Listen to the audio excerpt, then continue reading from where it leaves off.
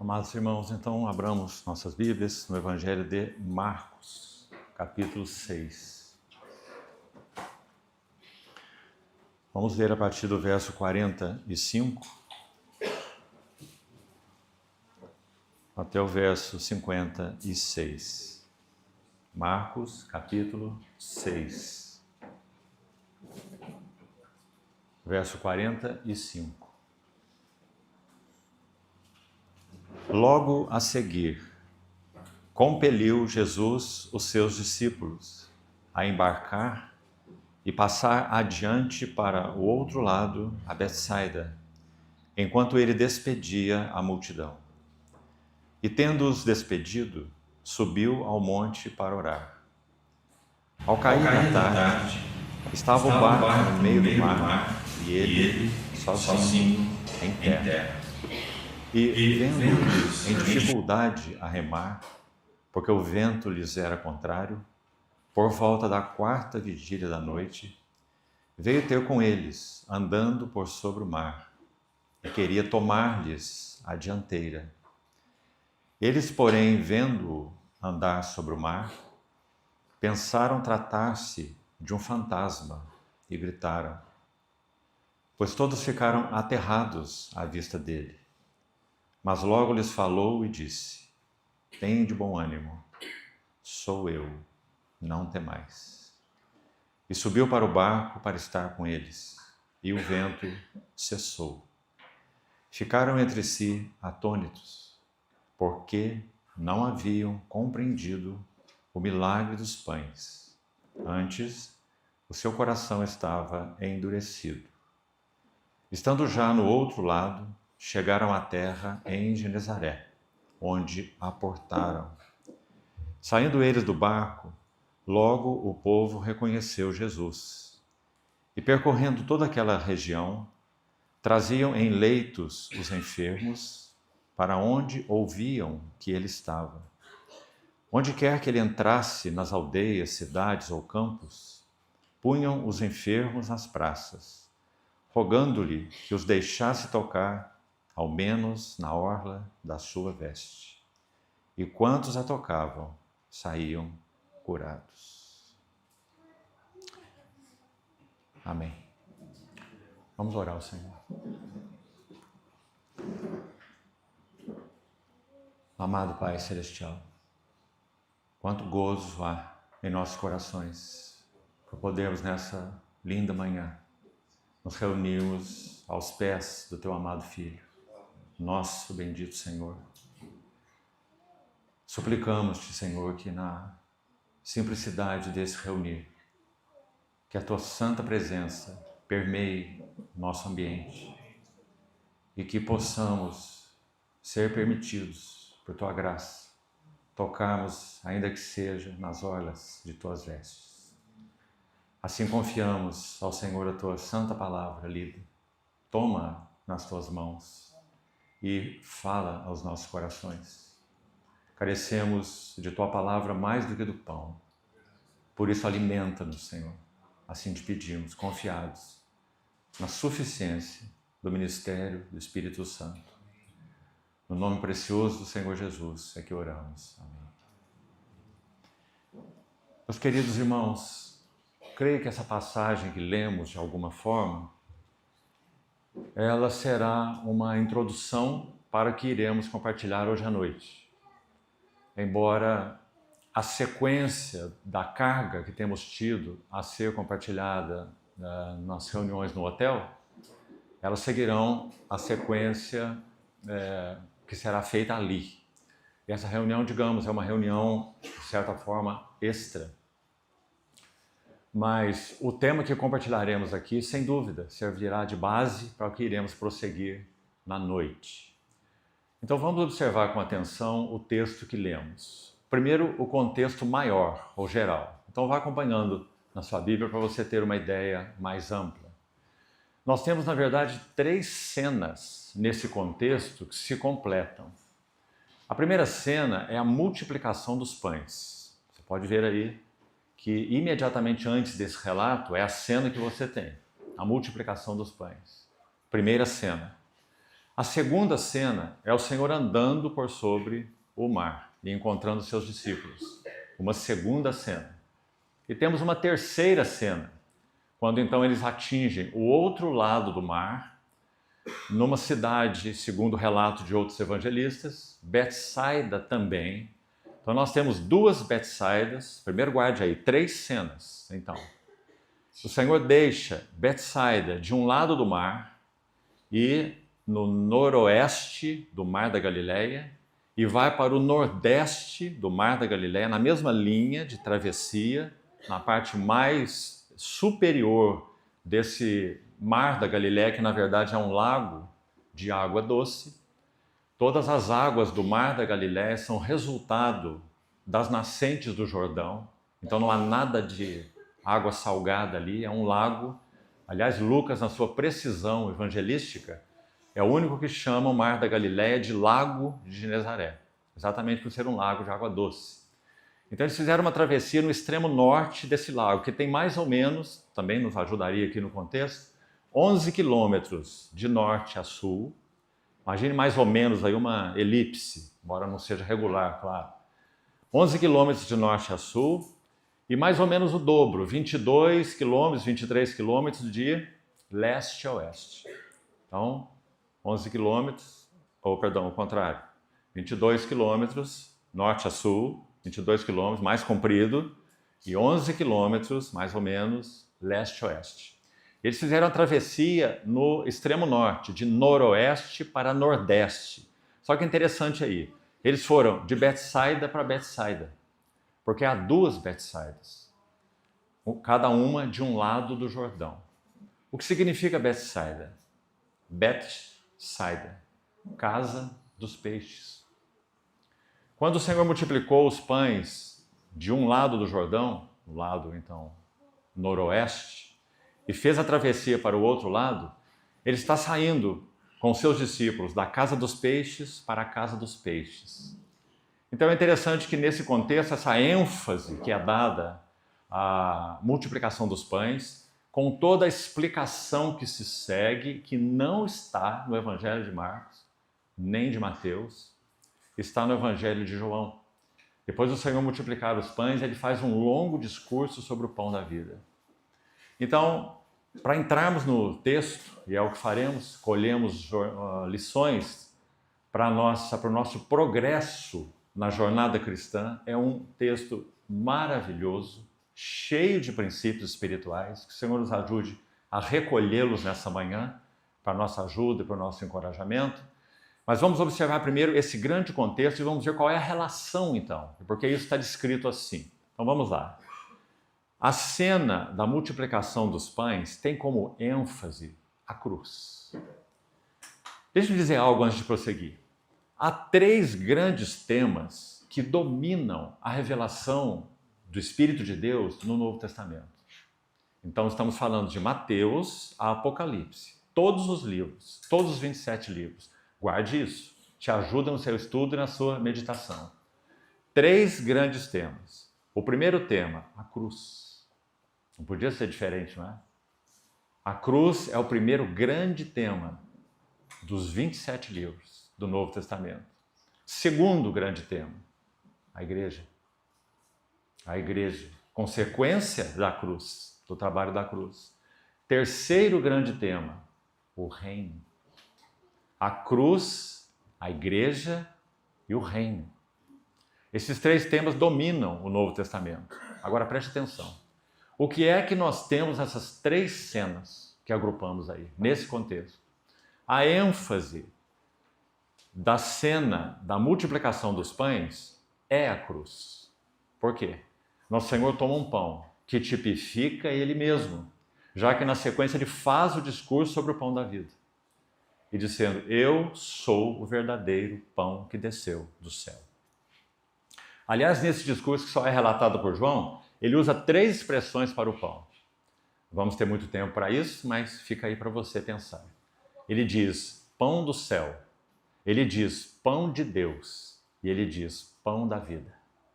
As 3 menções relacionadas ao pão que ele é no mesmo discurso. Pão do céu, por quê? Porque esse pão que desceu do céu, o verdadeiro pão do céu, nosso Senhor Jesus. Esse pão é absolutamente puro. Por isso é pão do céu. Não é um pão que teve origem na terra. Origem não. Ele assumiu natureza terrena, natureza humana, mas a origem dele é desde a eternidade. Miqueias 5:2. As suas saídas, as suas origens são desde a eternidade. Então ele é o pão do céu, porque, claro, é celestial, desceu do céu e, consequentemente, puro. Puro, não contaminado. Pão do céu, verdadeiro pão do céu é meu Pai que vos dá. Porque vossos pais comeram aquele que era figura, deste que sou eu, o maná, comeram por 40 anos e morreram. Quem comer deste pão, verdadeiro pão do céu, viverá eternamente. Então essa é a primeira ênfase, pão do céu.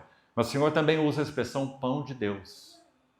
Pão de Deus, que dá vida ao mundo. Parece que a ênfase é muito clara nessa expressão, né? Pão de Deus, por quê? Porque ele é divino e eterno. E a terceira expressão, pão da vida, essa é a mais importante no discurso que sucede à multiplicação dos pães. O que significa exatamente pão da vida? Você pode ler depois com detalhes o discurso do Senhor em João 6. Não está? Tem relação com expiação de pecados, sempre. Sem derramamento de sangue não há remissão de pecados. E a água sempre tem relação com regeneração. O lavar renovador, regenerador do Espírito Santo. Tito, capítulo 3. Então, pão da vida, transmite vida. Segundo, nutre a vida. Não só transmite vida no sentido de dar vida, mas nutre a vida transmitida. Por isso, meus irmãos, nós comemos desse pão diariamente. O pão da vida.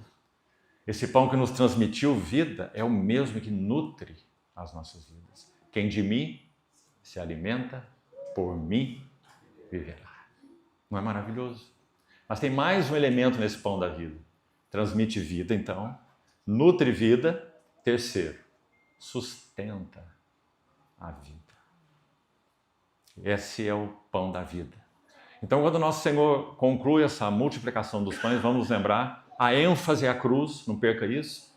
Ele ora por aqueles, ora ao Pai, abençoando aqueles 5 pães e 2 peixinhos.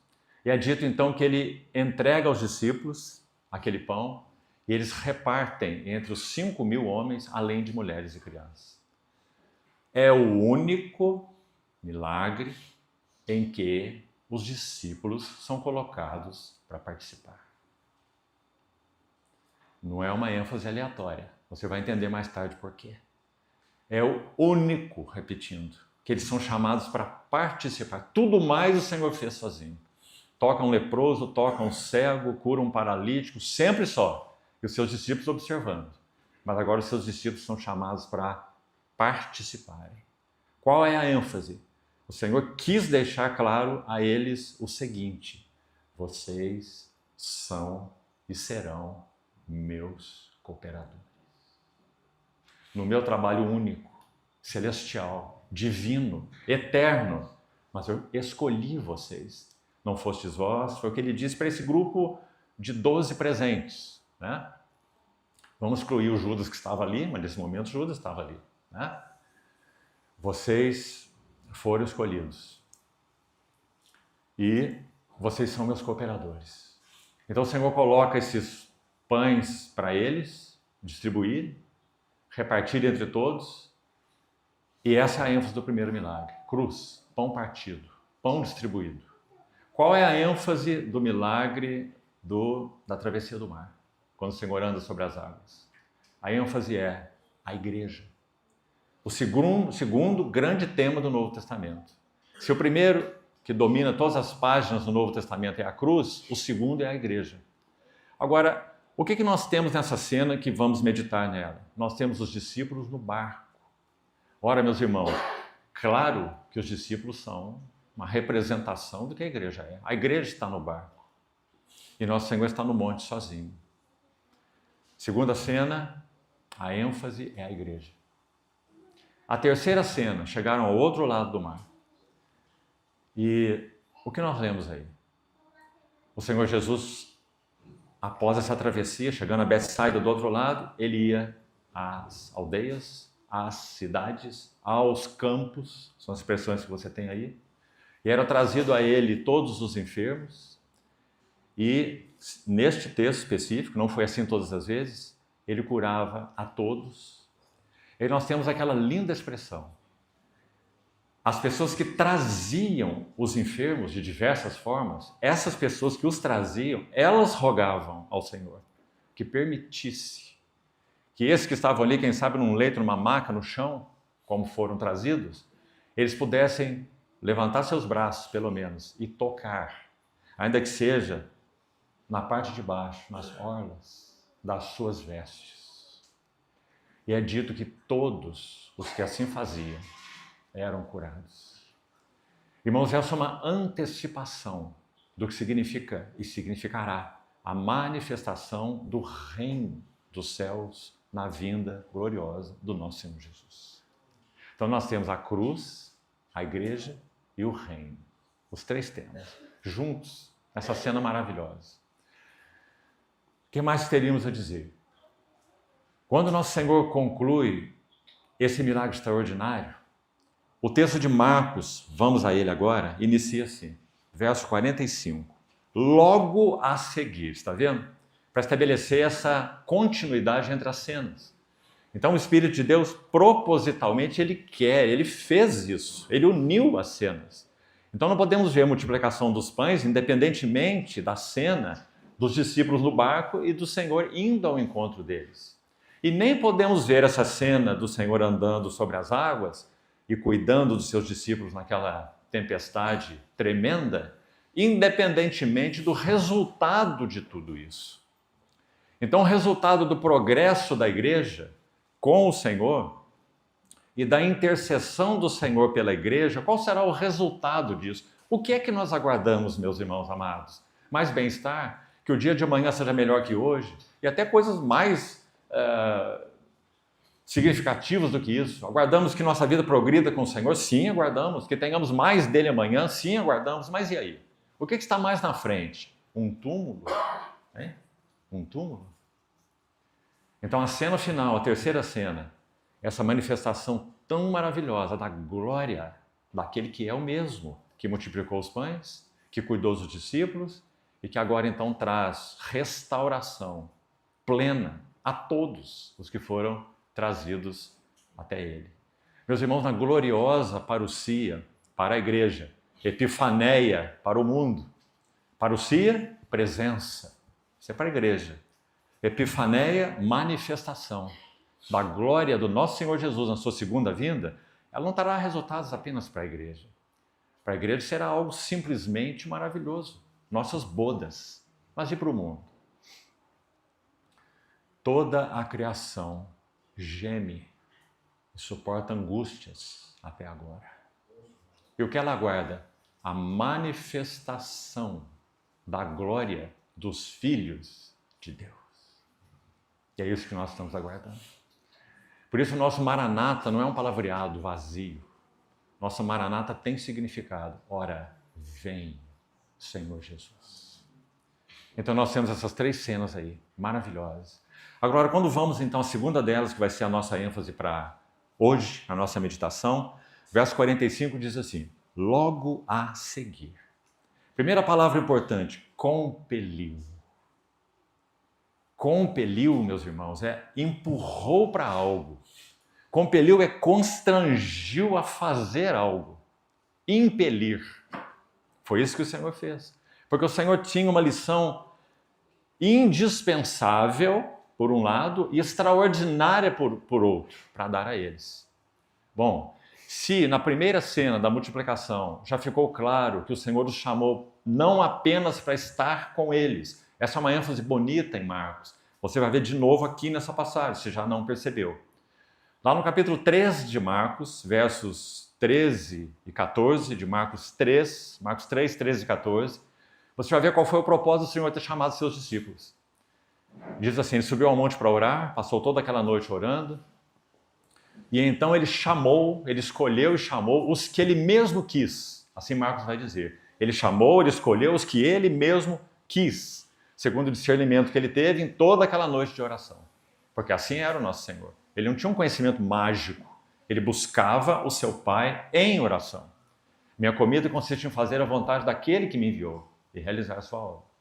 Então, depois dessa noite, ele escolhe os que ele mesmo quis. E Marcos diz o porquê que ele escolheu. Para estarem com ele. Esse é o número 1. Não é para serem obreiros dele, em primeiro plano. Nem mesmo para serem cooperadores dele, em primeiro plano. Primeiro plano, não. Ele escolheu os que ele mesmo quis para estarem com ele. E os enviar. Aí sim. Para pregar e para realizar tudo que eles realizariam, testemunhando a chegada do rei e do seu reino. Né? Nosso Senhor Jesus. Então guarde esse estar com eles, porque isso é repetido aqui, nessa cena, nessa narrativa, mais à frente. Então, o que o Senhor está fazendo aqui? Ele está desejoso de dar uma instrução, uma lição indispensável para esses que ele chamou para estar com eles e para serem seus cooperadores. Então, por isso temos a palavra compeliu. Gostaria que você não passasse por alto essa palavra aí, porque é algo deliberado e determinado. Vocês agora vão entrar aqui, neste caminho. Agora, irmãos, quando eles entraram nesse barco, o relato deixa muito claro, eles estavam ali remando como se fosse num piso liso, né? Como eles estavam tão acostumados. Nenhum problema, nenhuma dificuldade. À medida que eles foram avançando, se você combinar relatos também, já que esse texto está em outros evangelhos, é muito bonito você ver a precisão das escrituras.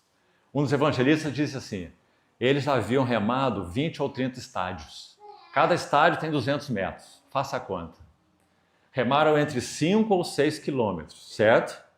E se o mar tem 11 quilômetros na sua largura, mais ou menos, 11 a 12 quilômetros na sua largura, como nós falamos, então se eles remaram 20 ou 30 estádios, eles estão onde? No meio do mar. Quando um outro evangelista faz o relato, ele diz isso, estando no meio do mar. E cita o momento, como Marcos faz aqui, né? Cita o momento, a 4ª vigília da noite. Bem, vamos pensar. Se eles saíram à tardezinha, e foi nesse momento que saíram mesmo, não saíram no escuro, saíram no final do dia, após a multiplicação dos pães e o discurso do Senhor, então eles saíram na tardezinha, dia declinando. Eles levariam em torno de 4 a 5 horas, no máximo, para remar esses 11 quilômetros. Eles estavam na 4ª vigília da noite. As vigílias da noite, de 12 horas, são divididas em 4, segundo a mentalidade romana, é a ênfase do Evangelho de Marcos, o pano de fundo é romano, escreve para os romanos em particular. Então são 4 vigílias. A primeira vigília vai de que hora a que hora? 6 da tarde a 9 da noite, 3 horas. Primeira vigília. Segunda, 9 da noite à meia-noite. Segunda vigília. Terceira vigília, meia-noite a 3 da manhã. Quarta vigília, 3 da manhã às 6 da manhã, até o dia amanhecer. Então eles estavam remando aproximadamente por 10 horas. 10 horas. Importante vermos isso. Mais uma coisa importante. Marcos registra claramente, o vento lhes era contrário. Irmão, cada detalhe nas escrituras é lindo. Porque olha, quem estão ali são pescadores, certo? Eles estão com vento contrário em um mar que eles conhecem, nasceram ali. Podemos assim dizer, pescando ali e navegando ali. Se o vento lhes era contrário, o que eles deveriam fazer? O que você acha?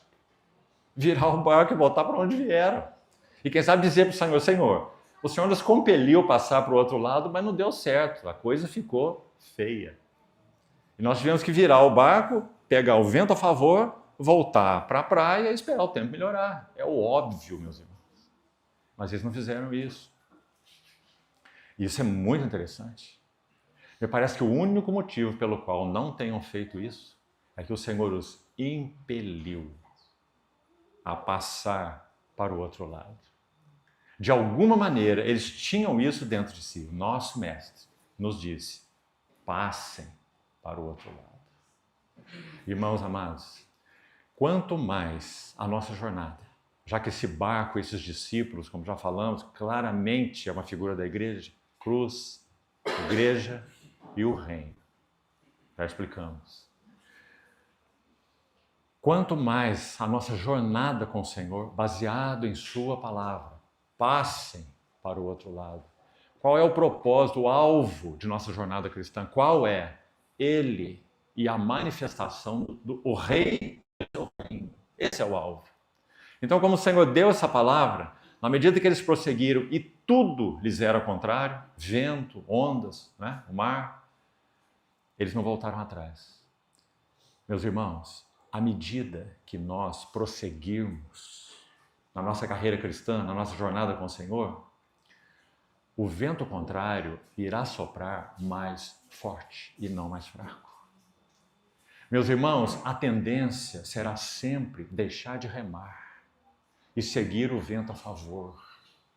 Meus irmãos, a tendência será sempre retroceder.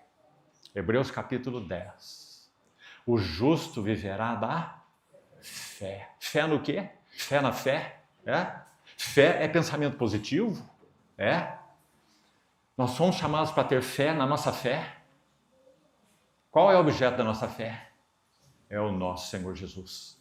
Ele é o autor e consumador da fé. E ele impeliu os seus discípulos a passar para outra margem, a entrar no barco e passar para outra margem. Lá estava o alvo. Essa foi a palavra dele. E nós não temos uma palavra dele. Qual é o nosso alvo? Qual é o nosso destino? O que é que nos aguarda? Aquele dia. Passem para outra margem. Então, quando eles enfrentaram o vento contrário, o normal é que eles colocassem o barco na direção do vento a favor. Deixar de remar era o caminho mais fácil. Amados irmãos, não há necessidade de nenhum esforço da nossa parte para amar o mundo. Só haverá esforço da nossa parte para irmos contra o vento e contra as ondas. O justo viverá da fé. Hebreus 10. Se retroceder, sabe qual é a palavra para retroceder na língua original? Baixar as velas. Baixar as velas. Se retroceder, nele não se compraz a minha alma. Não é que nós deixaremos de ser filhos de Deus. Isso é irrevogável pela graça do nosso Senhor. Filhos, sempre filhos. Co-participantes da natureza divina. Mas o texto não diz que nós seremos desfiliados se nós retrocedermos. Diz que se nós retrocedermos, a alma do nosso Senhor, o coração do nosso Senhor, não terá prazer nisso. Se retroceder, nele não se compraz a minha alma. Mas aí o autor de Hebreus, que é um livro tremendo de exortação, de consolação, de encorajamento, vai dizer assim: nós, porém, não somos dos que retrocedem para a perdição. Somos, entretanto, da fé. Olha isso. E olha como ele termina esse versículo. Para a conservação da alma. Que lindo, meus irmãos amados. Se eles retornassem, para usar a figura e a experiência deles, se eles virassem o barco e deixassem o vento soprar agora a favor, podiam largar o remo. Era só manusear a vela, não é? E seria muito bom que esse vento soprasse muito forte, porque iam chegar rápido no lugar onde eles saíram, sem nenhum esforço, não é? Mas a palavra que eles tinham recebido teria se tornado vã para eles. E a palavra foi: passem para outra margem. E sabe o que é mais impressionante? O Senhor estava sempre com eles. E agora termina um dia extremamente cansativo. 5.000 pessoas, além de mulheres e crianças, sendo alimentadas. Imagina o tamanho dessa cena. E mais o discurso do Senhor. E então agora ele e impele os discípulos para entrar no barco e não vai com eles. Você percebe algo aí? Onde está hoje o nosso intercessor? Vamos ler o restante do texto para seguirmos. Compeliu os discípulos a embarcar. E aí está a ordem, veja, e passar adiante para o outro lado. Que linda frase é essa, porque ela determina qual é o objetivo do chamado do Senhor para nós. É isso que ele designou. Se retroceder, nele não se compraz minha alma. Passaram então para Betsaida, enquanto ele despedia a multidão. E tendo-os despedido, subiu ao monte para orar. Por que nós falamos que essa cena aqui, ela fará uma introdução para compartilharmos João 17 hoje à noite, se o Senhor permitir? Porque o tema de João 17 é o intercessor. Não rogo pelo mundo, rogo pelos que me deste do mundo, porque são teus. Rogo, intercedo. O que nós estamos vendo nessa cena aqui? Exatamente isso. Os discípulos estavam no barco, figura da igreja. Nosso Senhor despede a multidão e sobe sozinho ao monte para orar. Olha que lindo gráfico aqui, que linda cena. O intercessor, o cuidador, o protetor deles. Aqueles que os chamou, que os escolheu para estar com ele. Os chamou para ser cooperadores dele. Grande lição que eles vão aprender agora. Já viram algo disso na multiplicação dos pães? Os pães foram colocados na mão deles, para eles distribuírem para a multidão. Como já falamos, isso é muito, extremamente significativo, porque foi a única vez que isso aconteceu em todos os milagres do Senhor. Então agora o intercessor sobe no monte, um ponto de vista exaltado, e o barquinho está lá, pelejando, não é? Batalhando, e o intercessor está no monte. Onde está o nosso intercessor hoje? Assentado à destra da majestade nas alturas. Tendo, Hebreus 4,15, Hebreus 4,14, tendo, pois, a Jesus, o Filho de Deus, como grande sumo sacerdote que penetrou os céus, conservemos firmes, sem retroceder, firmes a nossa confissão. Porque não temos um sumo sacerdote, um intercessor, que não possa se compadecer das nossas fraquezas. Antes foi ele tentado, provado em todas as coisas, a nossa semelhança, mas sem pecado.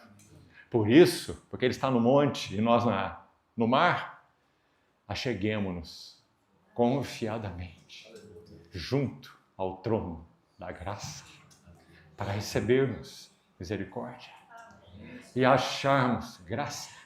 Sabe por que precisamos receber misericórdia? Porque nós somos pó. Sabe por que precisamos de graça? Porque nós precisamos de provisão. Graça é provisão. E misericórdia toca exatamente a fragilidade do que nós somos. Pó. Somos pó. Misericórdia. E graça para socorro. Foi o que eles experimentaram naquele barquinho. Em ocasião oportuna. Que lindo, meus irmãos. Então nós vamos ver aqui, e ele, nosso Senhor, sozinho. Isso era tão comum para ele. Ele amava os seus. Ele escolheu os seus para estarem com ele. Mas ele nunca ia deixar esse movimento. Nunca. Nem pela obra, nem pela igreja, nem pelos seus, nem por nada. Ele despede a multidão e impele os discípulos a atravessar o mar. Vão lá, eu tenho algo para vocês lá. E eu estou aqui. Sabe o que diz na sequência do texto? Maravilhoso. Ele estava ali como um atalaia no alto do monte. O texto diz assim, e vendo-os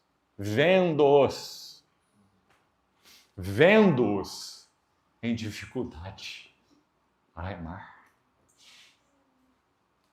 Esse é o nosso intercessor. Assentado à destra da majestade nos céus. Um homem nos céus em glória. A âncora das nossas almas, segura e firme, e que penetrou além do véu, onde ele, Jesus, entrou como um precursor. Precursor. Não é isso que temos nesse relato também? Se ele diz, passemos para outra margem, impeliu os seus discípulos, ele diz, é lá que nós vamos, lá está o destino. Eles estavam lá, vamos entrar em detalhes depois, atormentados em toda essa cena. E o que acontece? Bem, aquele que deu a palavra, não é? E é o precursor, vai fazer o curso. Então você tem um detalhezinho aí também no texto magnífico como esse. Todos os detalhes são absolutamente importantes. Não há nada aleatório aqui. Você vai ver quando eles estão naquelas dificuldades, o Senhor vai ao encontro deles e há uma frase aí também de muita importância que diz assim, e queria tomar-lhes a dianteira. Você viu essa frase aí? Por que está escrito aí, irmão? Podemos pensar que diferença isso faz. O que importa é o Senhor acudir-los nessa tempestade, acalmar essa tempestade e o barco chegar no destino. Por que queria tomar-lhes a dianteira? Por quê? Porque o alvo estava lá. Ele diz, passemos para outra margem. Impeliu os seus discípulos a fazerem isso. O alvo não estava em acalmar a tempestade. O alvo estava em chegar do outro lado. Então é dito, ele queria tomar-lhes a dianteira. E eu não vou me adiantar em dizer o que acontece nessa hora aqui, para que nós não queimemos etapas. Vamos devagar. Vamos voltar para o texto. Olhe lá. Repitamos o verso 46. E tendo-os despedido, subiu ao monte para orar. Também não perca esse versículo. E coloque isso à luz da realidade celestial que a igreja tem agora. Porque isso aí, irmãos, essa cena já aconteceu há quase 2000 anos. Ela já foi, certo? Quais são as lições? O que nós temos aí? Tão claro e tão lindo, né? O nosso intercessor no monte a orar. Esse é o tema de Hebreus, né? Por isso já citamos aqui algumas vezes esse maravilhoso livro. É lá que ele está. Nosso Senhor Jesus. Por isso, Hebreus 7:25, ele pode salvar totalmente aqueles que por ele se chegam a Deus. Porque ele vive sempre para interceder por eles. Onde estão os olhos do nosso Senhor Jesus, que hoje está no trono? Onde estão? Aqui, sobre a sua noiva, sua igreja. Nunca perderá de vista sua igreja. Nunca. Mais um texto sobre Hebreus 13. Hebreus 13, versos 5 e 6, vão dizer assim: seja a vossa vida sem avareza. Contentai-vos com as coisas que tendes, porque ele, o grande intercessor, ele tem dito, nunca vos deixarei, jamais vos abandonarei. E o autor de Hebreus continua assim: então, afirmemos confiadamente, o Senhor é o meu auxílio, não temerei. O que me poderá fazer o homem? Não é maravilhoso? Então lá está o intercessor, olhando para o barquinho, e o barquinho numa grande peleja. Mas tem muita coisa linda a dizer sobre esse barquinho aí. Vamos seguir. Verso 47, veja. Ao cair da tarde, estava o barco no meio do mar e ele sozinho em terra. Certo? Agora, verso 48. Vendo-os em dificuldade a remar. Por quê? Porque o vento lhes era contrário.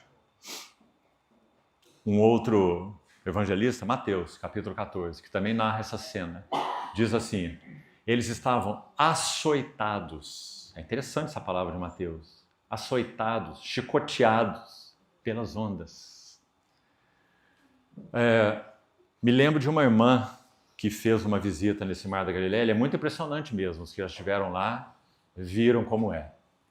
Por vários motivos. Primeiro porque ele é um lago, certo?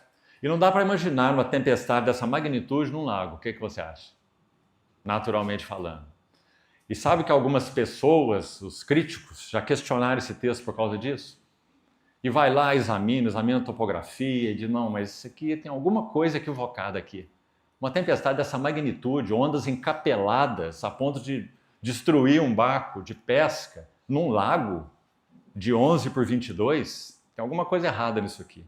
Bem, uma irmã fazendo uma das viagens de excursões a Israel, foi fazer o famoso passeio de barco no Mar da Galileia e entrou também no Mar Tranquilo. Foi muito interessante ouvir ela narrar isso. Ela disse assim, no nosso começo estava muito bem. Quando nós entramos um pouco mais para dentro do lago, então nós vimos que outros barqueiros estavam dizendo assim, olha, é melhor nós nos retirarmos. E um dava sinal para o outro, é melhor nós sairmos. Né? E esse barqueiro resolveu insistir, porque já não estava muito distante do outro lado, como diz aí. Sabe o que aconteceu? Com essa irmã no barco, irmãos, a coisa ficou feia. E ela disse que a primeira coisa que ela lembrou foi das Escrituras. Mas ficou muito feio. E aí a explicação sabe qual era? De alguma maneira canaliza-se, eventualmente, uma corrente de vento própria ali naquele lago, que faz com que essa grande tempestade se forme. Aliás, nós temos mais um relato do Senhor na tempestade no mesmo mar, não é? Você se lembra? Só que o relato é diferente, não vamos ter tempo para isso, mas é bonito você compará-los, porque no outro relato o Senhor está dentro do barco. Ele está dormindo no barco. E a coisa ficou também horrorosa, e o Senhor continuou dormindo. Até que eles acordam, Senhor, não nos importa que nós pereçamos. E o Senhor vai à frente do barco, olha para a onda, olha para o vento. Que majestade, né? Ele simplesmente diz assim, acalmem-se, aquietem-se. Essa foi a outra cena, né? No mesmo mar, a mesma tempestade. Bom, ao cair da tarde, estava o barco no meio do mar e ele sozinho em terra. O grande intercessor celestial. Verso 49. E vendo-os em dificuldade a remar, porque o vento lhes era contrário. Vamos ficar com essa expressão vento contrário. Meus irmãos, vento contrário é uma expressão exata para designar nossa era. Nossa era. Tudo nessa era é contrário a Cristo.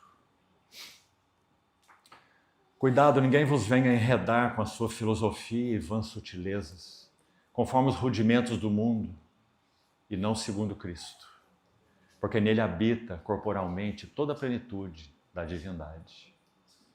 O vento contrário nas universidades, o vento contrário no local de trabalho, o vento contrário nas empresas, o vento contrário nas pessoas que estão aí sendo encarregadas de instruir nossos filhinhos e netinhos. Para todo lado o vento é contrário. Para todo lado que olharmos, as ondas são bravias e o barco está no meio do mar. E os discípulos, que somos nós, estamos em dificuldade a remar. Mas, irmãos, precisamos considerar agora realmente a nossa condição. Será que temos entendido e temos experimentado o que significa a dificuldade a remar? Ou será que de alguma maneira estamos procurando caminhos no vento tempestuoso para encontrarmos uma saída? Para quem sabe de algum modo podermos usar o vento contrário a favor? Considere você, irmão. Pense. Sabe do que isso vai depender? Do quanto de Cristo temos. Porque como falamos ontem pela noite, quando João olhava esse mundo, ele só tinha uma coisa para dizer. E olha que ele resumiu o mundo, à sua maneira, pelo Espírito Santo, com tanta luz, de 3 formas que incluem tudo que o mundo é. Então ele vai dizer assim, tudo que há no mundo, e tudo significa tudo, irmão. Então, o que há no mundo? O que é o tudo que há no mundo? O forte desejo, os fortes apelos da carne, ou concupiscência da carne. O que mais que há no mundo? Fortes apelos e fortes desejos dos olhos. A concupiscência dos olhos. O que mais que há no mundo? A soberba da vida. Aí ele vai dizer, não procedem do Pai. Você está vendo? Tudo no mundo é contrário. Mesmo que tenha uma aparência boa, a aparência não importa. O próprio Satanás se transfigura em anjos de luz. Paulo vai dizer, escrevendo aos Coríntios. Então, o que João tinha para dizer, depois que o seu amado Senhor deixou a terra e subiu ao trono, como também já falamos, se tornando grande intercessor, João não poderia mais presencialmente tocá-lo, vê-lo, ouvi-lo, de uma forma física e literal, o mestre com ele. Sim, meus irmãos, ele sabia muito bem que o mestre estava nele. Ele tinha comunhão com seu mestre. E o Senhor diz, convém-vos que eu vá, é melhor para vocês que eu vá, porque eu vou e o Consolador vem. Então agora eu mesmo, na pessoa do Consolador, estarei dentro de vocês. Essa será uma comunhão muito melhor do que vocês dormirem ao meu lado, certo? Graças a Deus por isso. Sim, mas irmão, não muda o fato. Nossa maravilhosa e grande expectativa, João vai nos dizer, e também mencionamos ontem à noite, haveremos de vê-lo como ele é. Apocalipse 22, do mesmo João. Nessa hora, nessa cena futura, vindoura, quando nós estivermos com o Senhor, nunca mais haverá qualquer maldição. Meus irmãos, há maldição nessa cena para onde olharmos, ou não. Nós temos irmãos lá que se reúnem conosco, em outros lugares também, sei que aqui em Londrina também. Para citar um exemplo só, vou citar dois, que atuam na área ou de ensino, professores, ou de policiais. Converse com essas pessoas, para você ter uma noção da cena que nós vivemos. Esse é o mundo, irmãos.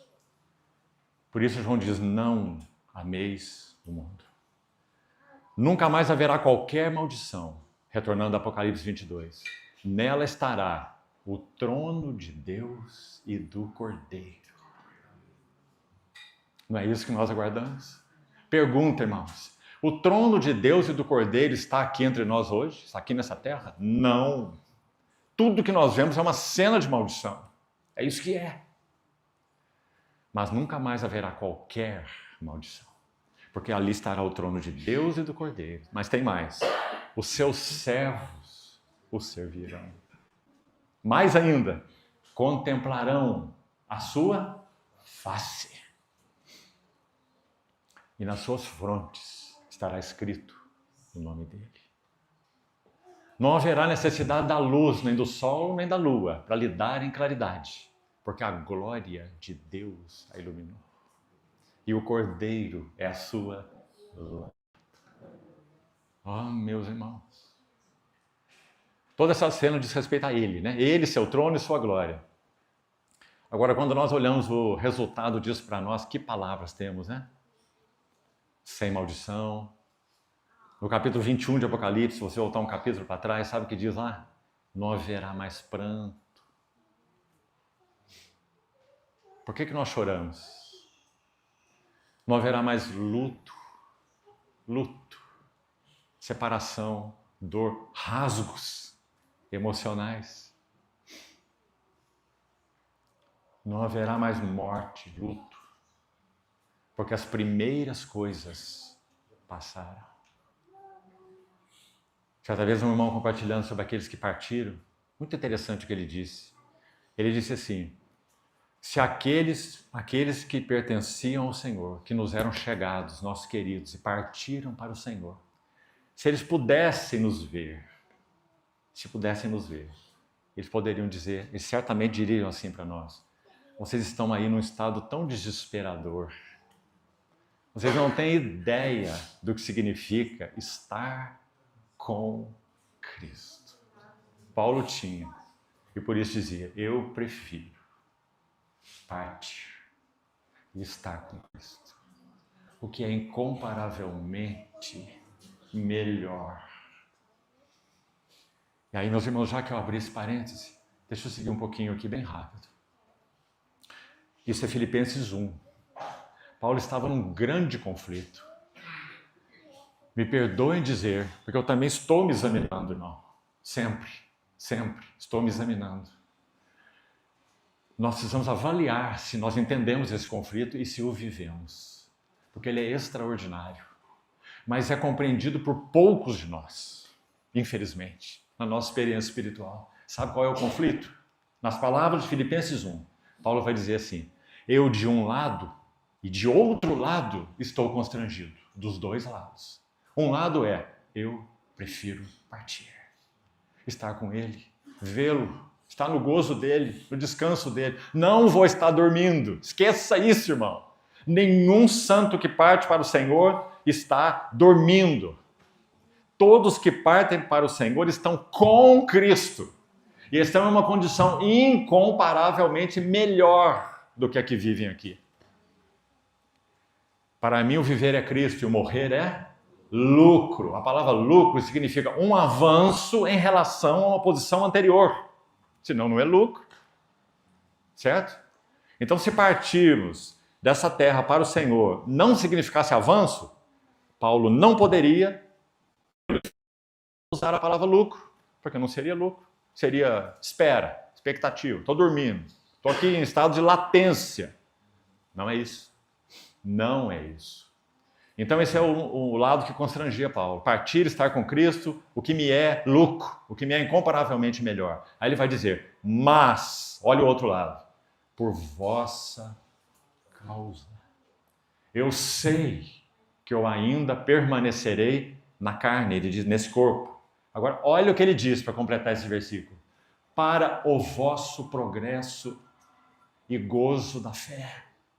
Pense nisso, irmão. Pense nisso. Por isso eu disse com temor que essa é a experiência de poucos de nós. Porque o que Paulo quer dizer desse outro lado aqui é que se o Senhor renova o nosso fôlego de vida a cada manhã, nós estamos aqui. E esse sábado amanheceu. Nós poderíamos não estar aqui. O que seria uma grande bênção se nós estivéssemos dormindo e partíssemos para o nosso Senhor. Sim? Maravilhoso. Ele não o fez. Por quê? Para o vosso progresso e gozo da fé. Ou seja, se eu, como marido, continuo vivo hoje, e o Senhor renovou o fôlego na minha narina hoje, qual é o motivo, irmão? Hein? É que eu ganhe mais o quê? É que eu conquiste mais o quê? É que eu acumule mais o quê? É que eu avance mais para onde? Qual é o motivo? Para o progresso dos santos. Para o progresso da igreja. Se um marido acordou hoje, um santo do Senhor, é para o progresso da sua esposa na fé. Para que ela alcance mais do Senhor Jesus. E vice-versa. Se uma esposa acordou hoje e o Senhor renovou o fôlego de vida dela hoje, é para que o seu marido avance na fé. E no gozo da fé, não perca isso, Filipenses capítulo 1. Nós estamos vivos para o nosso bel prazer, porque como Deus é bom, graças Senhor, obrigado pela saúde, mais um dia. Tem algo muito além disso, irmãos amados. Sabe por quê? Porque os olhos do Senhor são diferentes do nosso. Quando Ele nos olha, o que Ele busca em nós é progridam, avançam, porque eu morri por vocês e enviei o meu Espírito para morar em vocês. Por quê? Porque eu quero uma noiva semelhante a mim.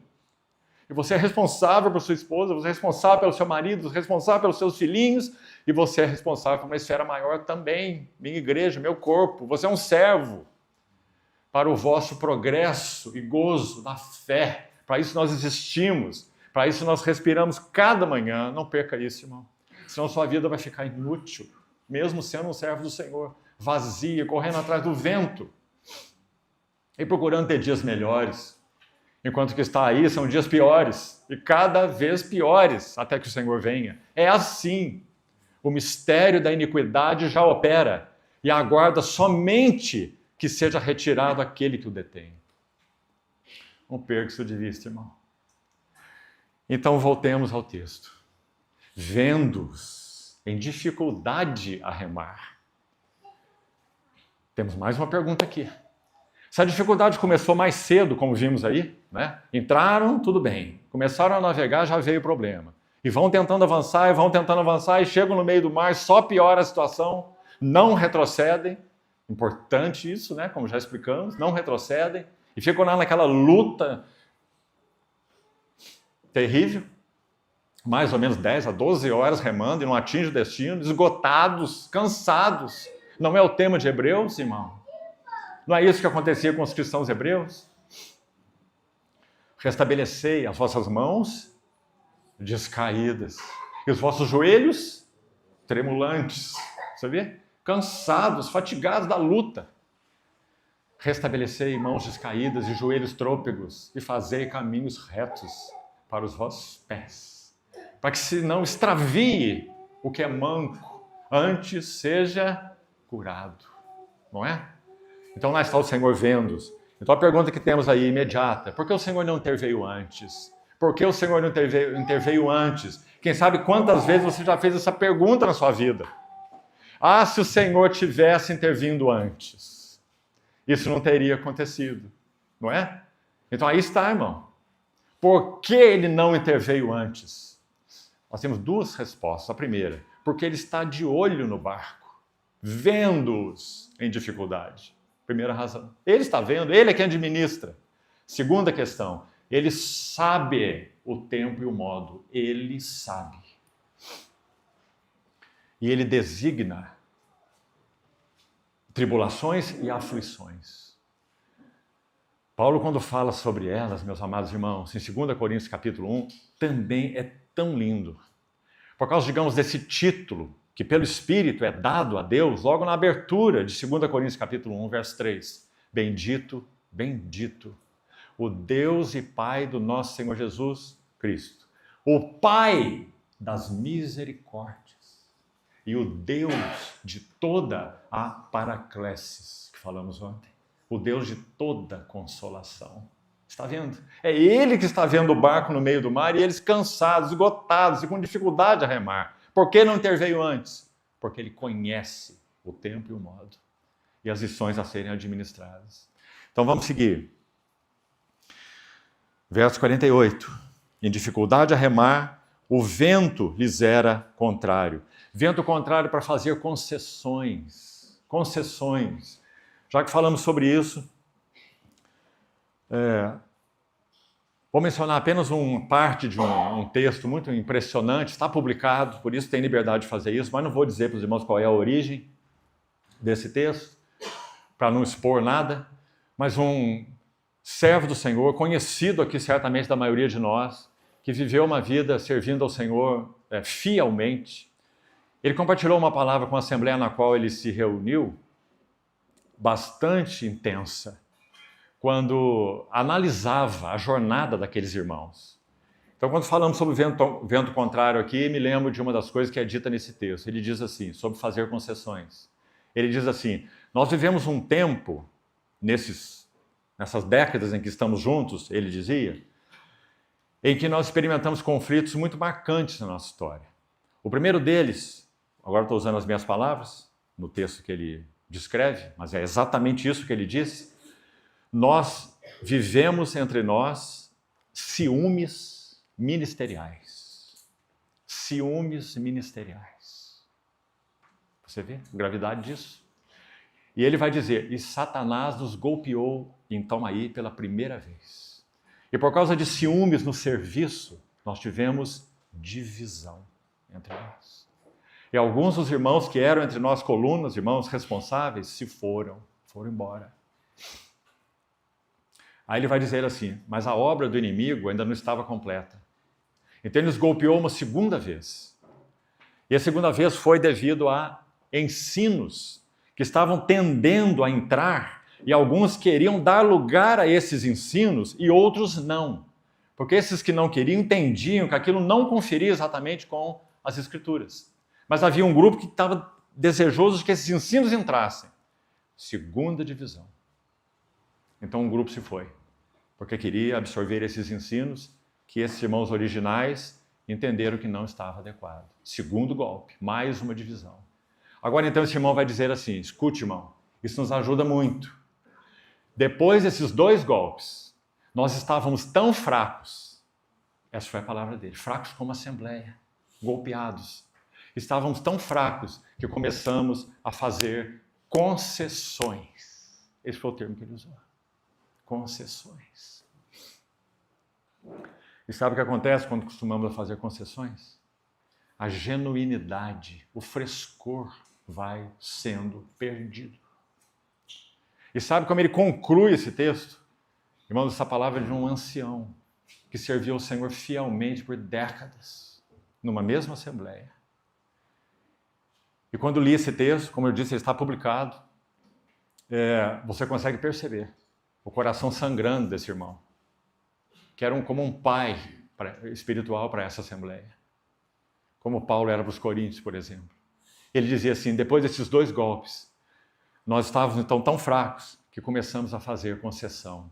Olha como ele conclui o texto. E hoje, ele vai dizer, nós não temos mais, falando de modo geral, né? A assembleia, não temos mais uma visão governante. O que você acha, irmão? Quando uma assembleia perde a visão governante, irmão, ela se torna uma colcha de retalhos. Sabe o que é uma colcha de retalho? É bonito o trabalho, não é? Patchwork também é muito bonito. Colcha de retalho é lindo. Você vai fazendo lá cada coisinha daquela, emendando uma na outra, né? Mas a igreja não é uma colcha de retalhos. A igreja tem uma visão governante, que a rege, que filtra tudo que vem a ela. Então ele vai dizer, imagino eu, conheci esse irmão, inclusive, a dor do coração dele, depois de décadas, poder dizer para uma assembleia, não temos mais uma visão que nos governe. E qual foi a visão que governou esse irmão por toda a sua vida? Sabe qual foi? A visão da centralidade de Cristo. Mais dor para o seu coração ainda, porque agora ele não via isso na assembleia. Que o Senhor nunca permita que isso ocorra entre nós, irmão. Porque nós podemos ir para o mesmo caminho. Vendo-os em dificuldade a remar, porque o vento lhes era contrário. Sendo esta a 4ª vigília da noite. Um detalhe lindo nessa 4ª vigília. Por um lado, tanto cansaço, tanto esgotamento, tanta luta. Por outro lado, amanhã, o amanhecer está chegando. É hora da brilhante estrela da manhã. O alvorecer da manhã. O Senhor esperou esse momento da alta noite. Vai alta noite, Romanos 13, e vem chegando o dia. O Senhor esperou esse momento para encontrá-los. Mas antes desse momento, ele estava vendo-os em dificuldade a remar. Ele não os abandonou. Que cena maravilhosa. Meus irmãos, pergunta para nós. Em qual vigília da noite você acha que nós estamos? Hein? Na primeira? Na segunda? Na terceira? Não. Nós estamos na 4ª vigília da noite. Nós estamos prestes a ver a brilhante estrela da manhã. Ah, meus amados irmãos, que o Senhor conserve assim os nossos corações. Que nosso desejo governante de nossas afeições e coração seja vê-lo. Sabe, irmão, é muito difícil hoje em dia, cada vez mais, você recomendar um filme para alguém. De modo geral, só tem porcaria. Impregnado de filosofia anticristã, de religiões de mistério, todos esses filmes, Hollywood e tudo mais. Só bobagem. Há pouco tempo, encontrei um filme, nem me lembro como chegou, me mandaram, eu não vejo, não gosto. Me enviaram um filme sobre Paulo. Muito bom. Por isso estou falando dele aqui para você ver. Chama Paulo, o Apóstolo de Cristo. Observei que tem um outro filme que tem o mesmo nome, então você precisa ter cuidado aí. Se você começar a ver de não, acho que não é esse que o irmão indicou, você pare logo, não é? Não, mas procure esse título, Paulo, o Apóstolo de Cristo. Até mesmo o personagem que representou Paulo, o representou de uma maneira muito linda. O semblante de Paulo, a sobriedade de Paulo. Ao final de sua vida, Paulo andando de modo encurvado, de tanta chicotada e açoites que ele tinha levado. As palavras que ele falava com sobriedade. Pode ser até que esse autor seja um cristão, para representar Paulo assim. Mas sabe o que é bonito ali? É quando o filme conclui. Eu vou te contar o final, viu? Para você não desanimar. No final, então, Paulo foi decapitado, não é? Ele partiu para o Senhor, não é isso? Ele foi decapitado. E aí, então, a cena que mostra no filme, você vai querer ver, mesmo eu contando. É como que Paulo chegando no céu. A alma e o espírito de Paulo chegando no céu. Então, eles buscaram retratar isso no filme. Sabe o que você vê? Bom, você não vê Paulo. É como ele está, você está olhando pelos olhos dele. Tá certo? Então, o que você vê? Você vê assim numa cena como que uma neblinazinha leve, e aí ele começa a ver mulheres, crianças e homens. Sabe o que deixa claro ali a mensagem? Foram as pessoas que ele, quando fariseu, assolava a casa dos santos e os perseguia. Ele deu esse testemunho no livro, Lucas registra no livro de Atos. Ele diz, eu assolava, essa palavra, irmão, assolava a casa dos santos. Eu os perseguia, eu os açoitava. E quando era dado ordem, para que, quando havia uma acusação então, contra eles, né, indevida, claro, que eles fossem mortos, eu dava o meu voto para que eles fossem mortos. Então agora, na cena, Paulo chega no céu, ele começa a ver essas mulheres, essas crianças e esses homens indo em direção a ele. Que lindo, irmãos. Campbell Morgan diz assim,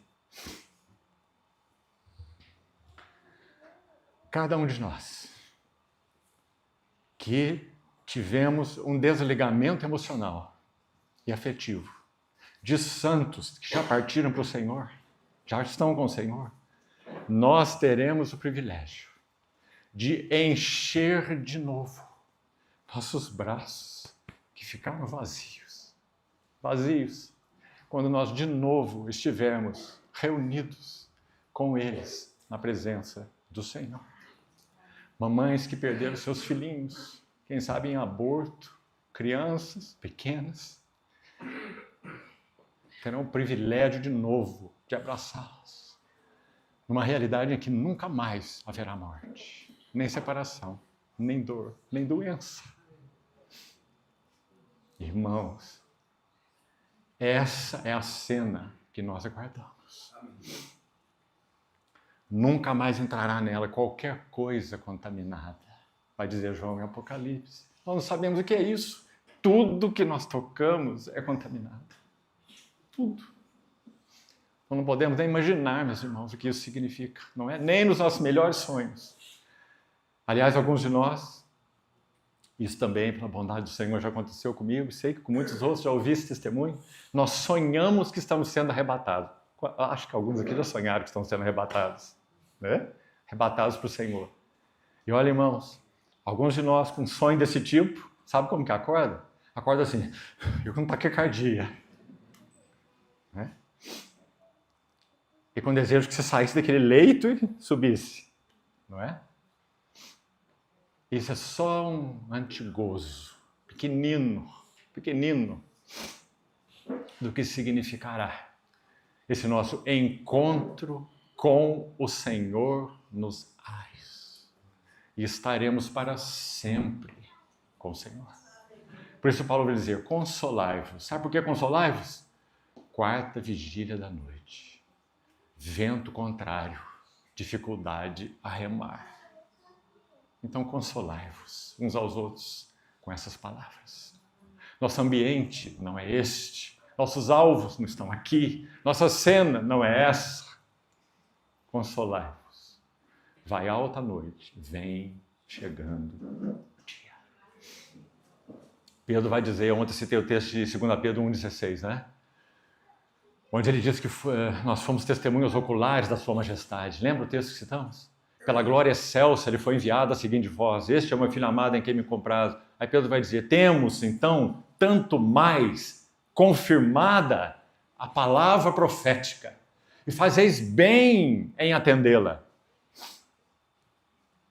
como uma candeia que brilha em lugar tenebroso. Olha isso, irmão. Essa é a nossa realidade, não é? Atual como igreja. Temos, o mundo não tem. Temos nós uma candeia que brilha em lugar tenebroso. Que candeia é essa? Palavra de Deus. Ou que Pedro chama de palavra profética, né? Palavra de Deus. Até quando? Ele vai dizer assim, até que o dia clareie. Pedro era um poeta também, não é? Até que o dia clareie e a estrela da alva nasça nos vossos corações. Que lindo, irmão. Vamos terminar o texto. Vamos lá. E vendo-se em dificuldade a remar, porque o vento lhes era contrário, por volta da 4ª vigília da noite. Olha a próxima frase do verso 48. Olha aí para sua Bíblia. Veio ter com eles. Que maravilhoso intercessor. Que bondoso pastor. Veio ter com eles. Andando por sobre o mar. Agora eu não gostaria de citar só não. Agora eu gostaria que você usasse aí suas escrituras. Abra o livro do profeta Naum, por favor. Vamos lá. Naum, capítulo 1.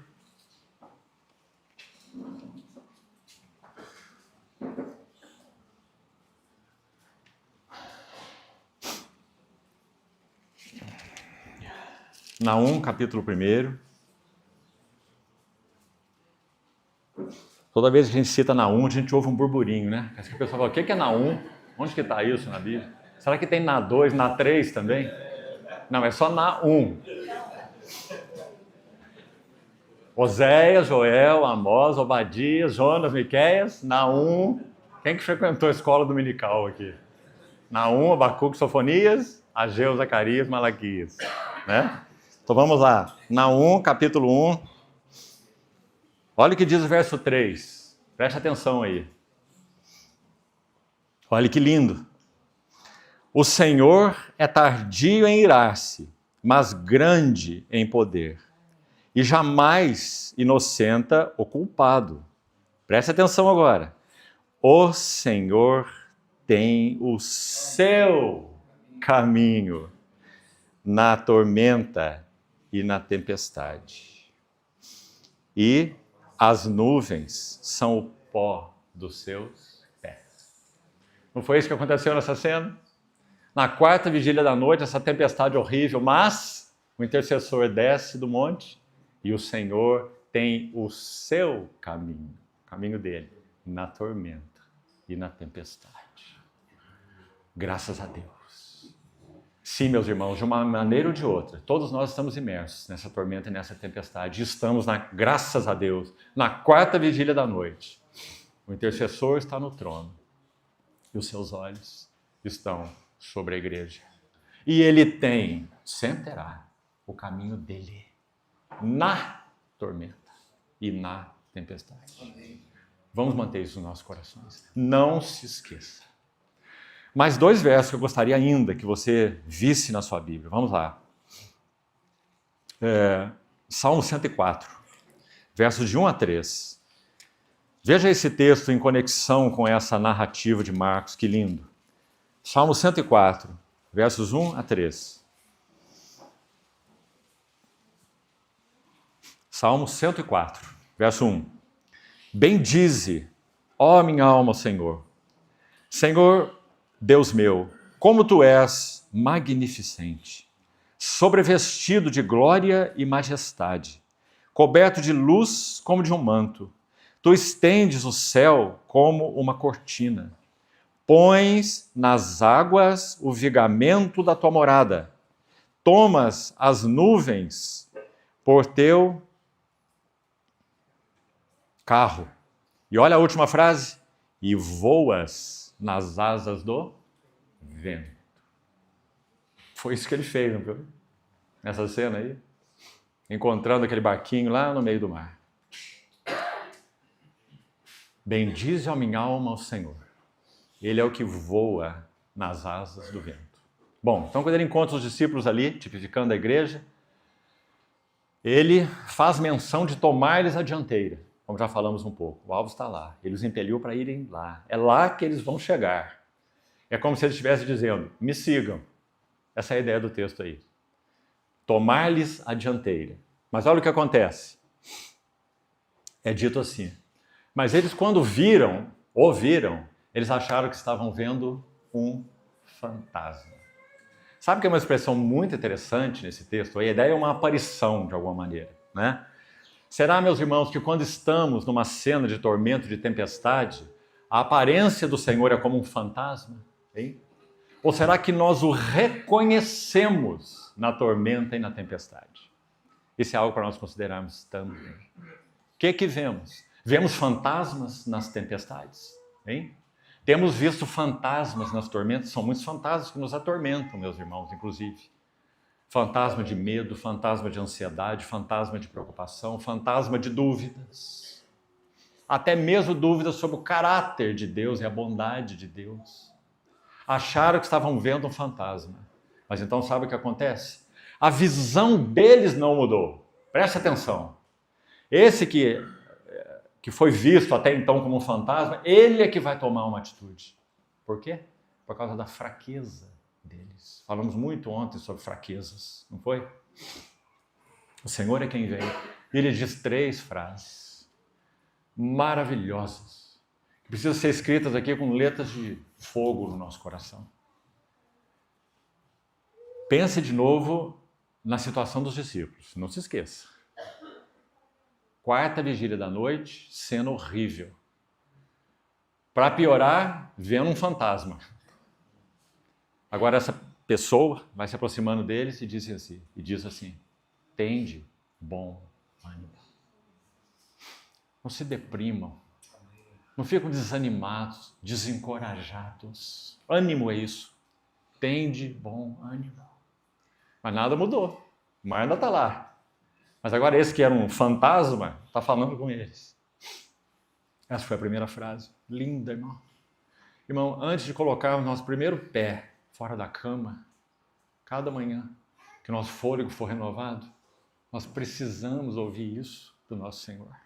Não é? Porque todo o vento será contrário.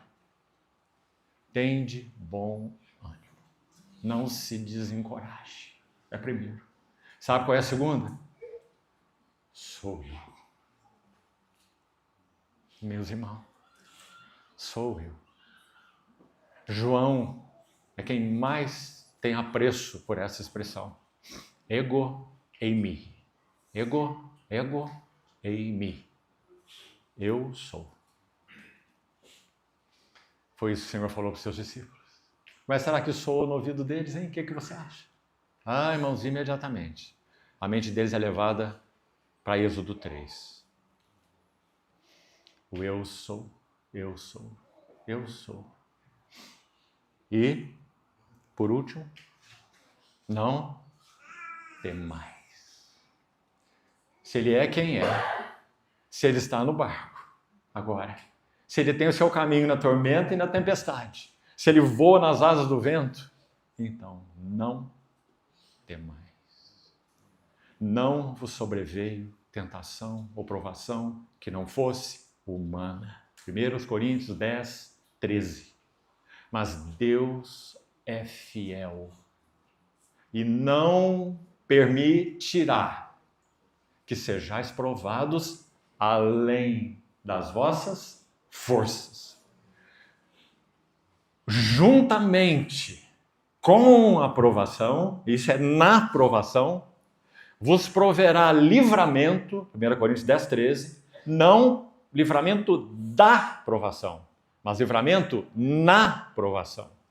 Vos proverá livramento para que a possais suportar, porque ele tem o seu caminho. E cada tribulação na vida dos servos e servas do Senhor são didáticas. Nunca ele designará nada em nossas vidas que não seja didático. Porque ele é o Pai das luzes, em quem não há variação e nem sombra de mudança.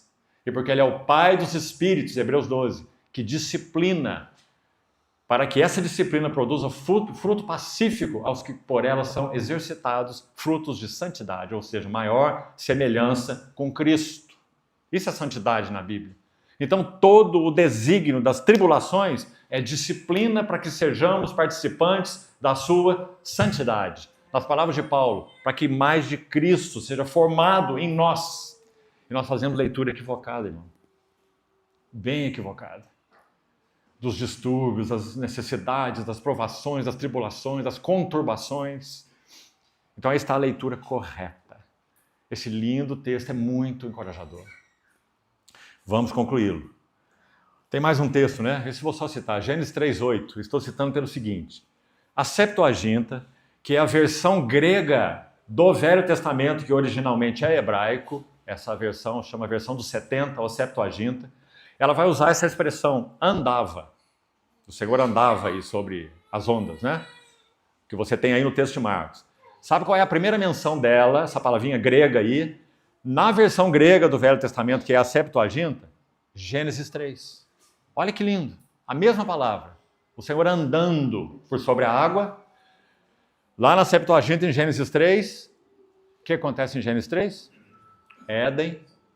E o jardim, o Senhor se manifestando na viração do dia, e lá está. E andava pelo jardim para ter comunhão com Adão. A palavra no grego é peripateo. Significa passear. Passear. Os discípulos estão lá atormentados, naquela cena que nós já descrevemos. E o Senhor passeando. Passeando. No meio da tempestade. Tem o seu caminho. Na tormenta e na tempestade. Ele não se atormenta. Então, tão bonita essa expressão aí. Vamos lá. Queria tomar-lhes a dianteira. Nós já explicamos isso, né? Eles, porém, vendo andar sobre o mar, pensaram tratar-se de um fantasma e gritaram. Pois todos ficaram aterrados à vista dele. Mas logo lhes falou, tem de bom ânimo, sou eu, não temais. Finalmente, subiu para o barco. Ah, que lindo, irmãos. Aqui está a frase que Marcos já usou no capítulo 3, que já citamos, Marcos 3, 13 e 14. Estar com eles. E o vento cessou. Chega. Aqui está o hino do destino final, né? Acabou. Nada de vento, nada de tribulação, nada de perseguição, nada de provação, nada de tormento. Acabou. Subiu para estar com eles. Paulo narra essa mesma cena do lado contrário, né? 1 Tessalonicenses 4. Ele vai dizer, arrebatados para o encontro com o Senhor nos ares e assim estaremos para sempre com o Senhor. Que lindo. Verso 51. Ficaram entre si atônitos. E aqui vamos terminar com esse verso 52. Olha lá. Por que eles ficaram atônitos? Presta atenção. Porque não haviam compreendido o milagre dos pães. Bom, você entende esse versículo? Não é difícil? Oh, meu Deus, o que tem a ver com isso? Eles ficaram atônitos com tudo isso que aconteceu e essa razão de terem ficado perplexos assim é porque eles não compreenderam o milagre dos pães. Mas o que tem a ver uma coisa com a outra? Né? Tem tudo a ver uma coisa com a outra. O que tem a ver é, no milagre dos pães, repetindo o que eu já disse, o Senhor deixou claro para eles, vocês são meus cooperadores. Eu multipliquei o pão, ninguém pode fazer isso, só eu. Mas eu pus na mão de vocês. E vocês alimentaram a multidão. Vocês foram os meus braços para alimentar a multidão. Vocês são os meus cooperadores. E eu sou responsável por vocês. Cuidar de vocês, proteger vocês, levar vocês ao destino final e cumprir através de vocês tudo que eu designei cumprir. Eu vos escolhi para estar comigo e para os enviar. Mas eles não compreenderam o milagre dos pães, então quem sabe eles pensaram, vamos sossobrar, vamos naufragar. Acabou para nós. Não compreenderam o milagre dos pães. Meus amados irmãos, cada um de nós que estamos aqui, servos e servas do Senhor, precisamos compreender o milagre dos pães. Que hoje o pão da vida está no trono da glória e confiou os seus pães multiplicados às nossas mãos. E nós somos cooperadores deles para alimentar multidões. Mesmo que essa multidão seja de 3, dentro da nossa casa, no nosso lar. E olha que é uma multidão tremenda, né? Tem um irmão aqui que tem uma multidão de 4 meninas, né? Para alimentar com o pão que está ele ali. Para alimentar com o pão que o Senhor multiplica. Então eles não compreenderam o milagre dos pães. Que o Senhor nos ajude a compreendê-los. Porque Ele é aquele que está no barco, que vem ao barco, aquele que estabeleceu o destino, aquele que diz, tenha bom ânimo. Não se desanime, não. Não se desanime com as suas 4 filhinhas, não. Não se desanime com os irmãos, não. Tem de bom ânimo. Sou eu, não temais. Bendito seja o nome do Senhor. O Senhor nos ajude, irmãos, a todos nós, nos encoraje. Porque a noite vai alta sim, mas a estrela da manhã já está aí. Próxima, tão próxima. a brilhar e a raiar nos nossos corações, como diz o apóstolo Pedro. É o que nós aguardamos, não é? Se a nossa esperança em Cristo se limita apenas a esta vida, somos os mais infelizes de todos os homens. Senhor, nos ajude, irmãos. Vamos orar. Senhor amado, te pedimos que Tu, que és o pão do céu, o pão de Deus, o pão da vida, administre esse pão aos nossos corações. Pedimos ao Senhor que cada uma das migalhas deste pão que puderam ser recolhidas nessa manhã sejam profundamente mastigadas por nós e assimiladas, Senhor, para que nós realmente saibamos quem Tu és, confiemo-nos a Ti. Ó Senhor, Tu és o arrimo da nossa sorte. Bendito seja o Teu nome. Bendize, ó minha alma, o Senhor. Tudo que há em mim, bendiga o Seu santo nome. Seja louvado no meio de nós, Senhor. E aplica, te pedimos, Tua palavra aos nossos corações. Confiamos a Ti para isso. No precioso nome do nosso Senhor Jesus. Amém.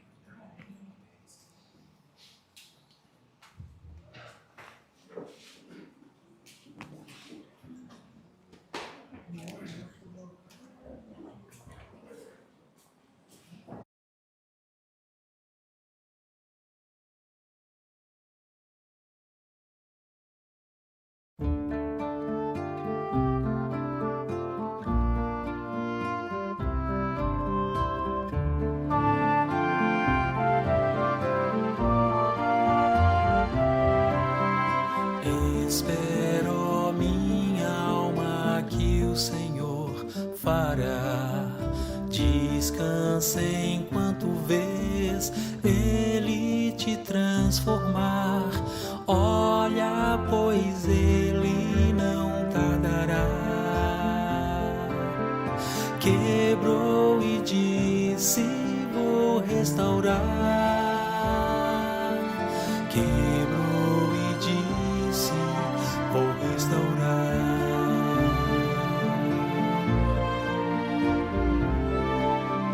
Meus pensamentos, meu ver e entender, minhas forças, meu alto confiar, orgulho e toda a independência do meu ser não mais vão me impedir. Teu Espírito em mim fluirá. Teu Espírito em mim fluirá. Teu Espírito em mim fluirá.